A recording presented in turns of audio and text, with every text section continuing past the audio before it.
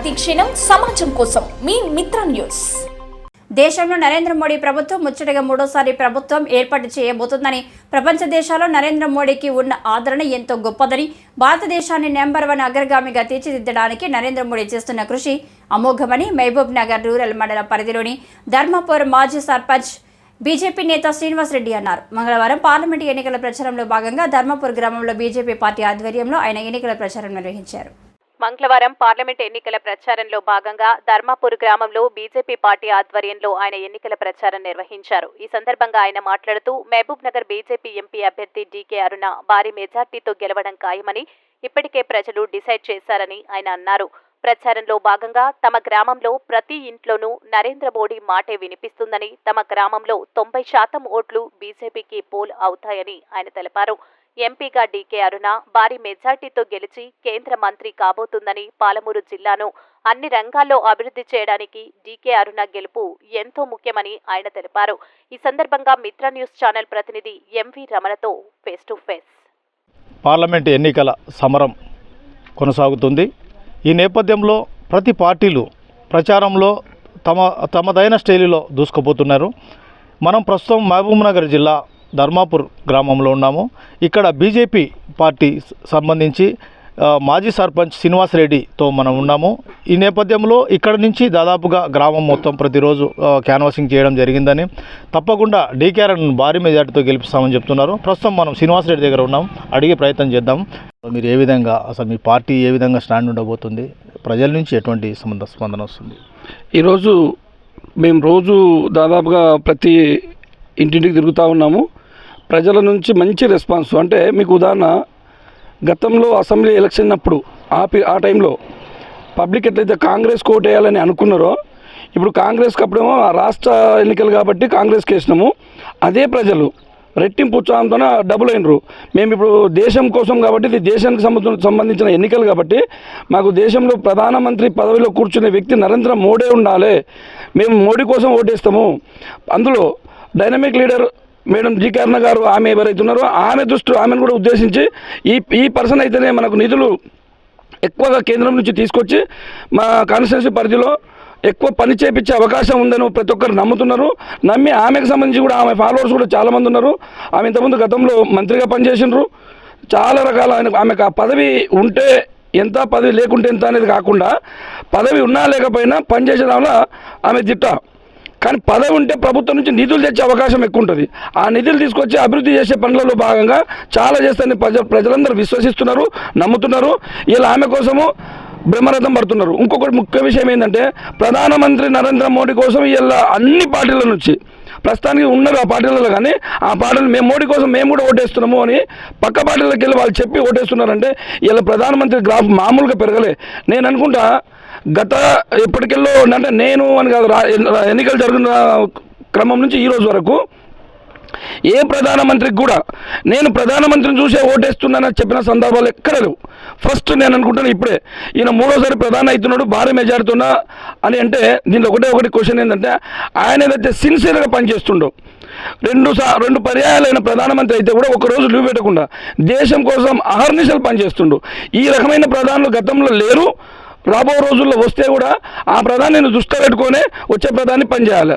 ఒకవేళ next time కాకుండా మళ్ళీ ఉంటే, నేను అనుకుంటున్నా ఇప్పుడున్న వేవ్ చూస్తే రాబో కూడా ఇంకా బీజేపీ తప్ప వేరే ప్రభుత్వాలు గవర్నమెంట్ను ఫామ్ చేయలేవు. ముఖ్యంగా ఎందుకు అంటే, వేరే ప్రభుత్వాలు ఎవరొచ్చినా కూడా, వేరే పార్టీలు ఎవరొచ్చినా కూడా మైనారిటీలకు ప్రయారిటీ ఇస్తున్నారు. ఇక్కడ మైనారిటీలకు కాకుండా హిందువులకు ప్రయారిటీ, మైనారిటీలకు ప్రయారిటీ అని కాకుండా సమానం చూస్తూ, ప్రస్తుతం ఇది ఏంది, మన భారతదేశము హిందుత్వం గల పార్టీ. భారతదేశంలో హిందుత్వం, ఇది భారతదేశం అంటే సెక్యులర్ కాదు, భారతదేశంలో హిందుత్వాన్ని కాపాడుతూ పక్కలను కూడా మంచిగా చూసుకున్న వ్యక్తి ఎవరు అంటే అది నరేంద్ర మోడీ మాత్రమే. కానీ ఇక్కడ కొంతవరకు రకరకాల కామెంట్ చేస్తున్నారు, అది బీజేపీ హిందువుల పార్టీ. అవును, హిందువుల పార్టీ, బరాబర్ హిందువుల పార్టీ, దాన్ని అనుమానం లేదు. కానీ పక్కలను ఎలగొడతలేము, కించపరచలేము. పాకిస్తాన్, బంగ్లాదేశ్ చుట్టుముట్టున్న దేశాలకు వెళ్ళి వచ్చి కోట్ల మంది మైనార్టీలు వచ్చి ఉన్నప్పుడు ఈ దేశంలో వాళ్ళ సంతతి పెరుగుతుంది, వాళ్ళ సంఖ్య పెరుగుతుంది కాబట్టి తగ్గించాలని దాంట్లో భాగంగా కొన్ని చట్టాలు తెచ్చిండు. అది ముస్లింలకు కావచ్చు, మిగతాలకు కావచ్చు ఇబ్బంది ఉంది. కానీ వాళ్ళు ఇక్కడున్న స్థానికంగా ఉన్న ముస్లింలకు వ్యతిరేకం కాదు. ఇప్పుడున్న ముస్లిం సోదరుని కూడా నేను ఒకటే రిక్వెస్ట్ చేస్తూ ఉన్నా, చట్టాలు తెచ్చింది మీకోసం కాదు, పక్క దేశం నుంచి ఈ దేశంలోకి వచ్చి ఇక్కడ ఉండి ఇక్కడ పౌరసత్వం తీసుకొని ఇక్కడనే సంఖ్య పెంచేదానికోసం వాళ్ళు ప్రయత్నం చేస్తున్నారు చూడు, ఆ దీనికి మాత్రం వ్యతిరేకంగా ఎన్ఆర్సీ కావచ్చు, సిఏఏ కావచ్చు ఇవన్నీ చట్టాలు తెచ్చిండ్రు. కానీ ఇక్కడ ఉన్న మైనార్టీ సోదరులకు నేను రిక్వెస్ట్ చేసేది ఒకటే విషయం, నరేంద్ర మోడీ మైనార్టీలకు వ్యతిరేకం కాదు. ఫస్ట్ ఆయనకు దేశం ముఖ్యం, దేశంలో నివసిస్తున్న ప్రతి వ్యక్తి ముఖ్యమే. ఇప్పుడు ఏదైతే సంక్షేమ పథకాలు స్కీమ్స్ ఏమైనా పెడితే అందులో మైనార్టీలకు ఒకలాగా, హిందువులకు ఒకలాగా లేవు. ప్రతిదీ కూడా ఏ స్కీమ్ ఉన్నా కూడా అందరికీ సమానం అందాలనే చూస్తుండ్రు. కానీ ఇక్కడ ఎలక్షన్ వచ్చేటప్పటికి కొన్ని రాజకీయ పార్టీలు వాళ్ళ స్వలాభం కోసం ఇక్కడ విభజించి పాలించే దాంట్లో భాగంగా ఈ బీజేపీ హిందువుల పార్టీ అని చెప్పి ఒక ముద్ర వేస్తుంది. బరాబర్ నేను చెప్తున్నా, మరి హిందువుల పార్టీ అన్నప్పుడు హిందువుల కోసమే పనిచేస్తారు ఏముందా? మరి మీరు ఎవరు సంక్షేమ ఫలాలు తీసుకుంటలేరా? తీసుకోకుండా అదారి చేస్తున్నారా? ఇప్పుడు అట్లా మీరు ఇది హిందువుల పార్టీ మీరు చెప్పండి, ఓకే. మరి మీరు ఇప్పుడు చాలామంది నేను మీ మీడియా ద్వారానే చూస్తున్నా, వాట్సాప్లలో అక్కడక్కడ సోషల్ మీడియా చూస్తున్నా, మైనార్టీ సోదరులు సోదరిమణులు చాలామంది చెప్తున్నారు మా దీంట్లో కొంతమంది వాళ్ళ స్వలాభం కోసము, స్వార్థం కోసము విభజిస్తున్నారు. మాకు ప్రతి సెంట్రల్ గవర్నమెంట్కి వెళ్ళి వచ్చే స్కీమ్ అందుట్లో మేము ప్రతిదీ లబ్ధి పొందినాము, మాకు సపరేట్ ఏం చేయలేదు. వాళ్ళకి హిందువులకు ఏమైతే ఇచ్చినో మాకు అదే ఇచ్చిండు. అంటే భారతదేశం హిందూ ముస్లిం కాదు, భారతదేశ పౌరులు, భారతదేశంలో ప్రజలను చూసిన ఆయన. అంటే ఇంత మంచి పరిపాలన అందిస్తున్న నాయకుని పక్కకు తీసిపెట్టి పక్క దేశాలతో కమిట్మెంట్ అయిన కాంగ్రెస్ కావచ్చు, ఇంకా వేరే వాళ్ళందరూ కలిసి పక్క దేశాలతో కమిట్మెంట్ అయ్యి ఈయనని దింపాలని ఒక కుళ్ళు కుతంత్రమైన నీచమైన ప్రణాళికలు రచించుకున్నారు. కానీ వాళ్ళు ఎన్ని ప్రణాళికలు రచించుకున్నా కూడా భారతదేశ ప్రజలు తెలివైన వాళ్ళు కాబట్టి ఇప్పుడు 400 పైచిలకు సీట్లు 100% వస్తాయి, దీనిలో అనుమానమే లేదు. నేను అనుకుంటున్నా 400 కాదు 430-40 వచ్చినా ఆశ్చర్యం లేదు. కారణం ఏంటంటే ఒకటే, కాంగ్రెస్ పార్టీలో ఉన్నోళ్ళు కావచ్చు, లేకపోతే టీఆర్ఎస్లో ఉన్నోళ్ళు కావచ్చు, ఇంకా వేరే ఏదైనా ప్రాంతీయ పార్టీలో ఉన్నోళ్ళు కావచ్చు. నేను ఇల్లు డోర్ టు డోర్ తిరిగినాము, కొన్ని ఊర్ల పట్టు కూడా తిరిగినాము. ప్రజాప్రతినిధులు, వేరే పార్టీ ప్రజాప్రతినిధులు కూడా మాకు క్యాజువల్గా మాట్లాడితే, లేదబ్బా దేశం కోసం నరేంద్ర మోడీ ప్రధానిగా ఉండాలంటే మేము బీజేపీ కోటేస్తున్నాం. ఇప్పుడు మీరు ప్రచారం ఆల్రెడీ డోర్ టు డోర్ చేస్తున్నారు కదా, ఇప్పుడు మీ ప్రజల నుంచి ఏ విధంగా స్పందన వస్తుంది? నేను చెప్తున్నా, మంచి క్వశ్చన్ అడిగినావు. మా ధర్మాపూర్ గ్రామంలో 2200 ఓట్లు ఉన్నాయి. 2200 ఒక 1800 దాకా పోలు కావచ్చు. 1800 పోలు అయినాయి కదా, 1800 నుంచి 1200 నుంచి 1500 మధ్యలో మా బీజేపీకి ఓట్లు పడతాయి.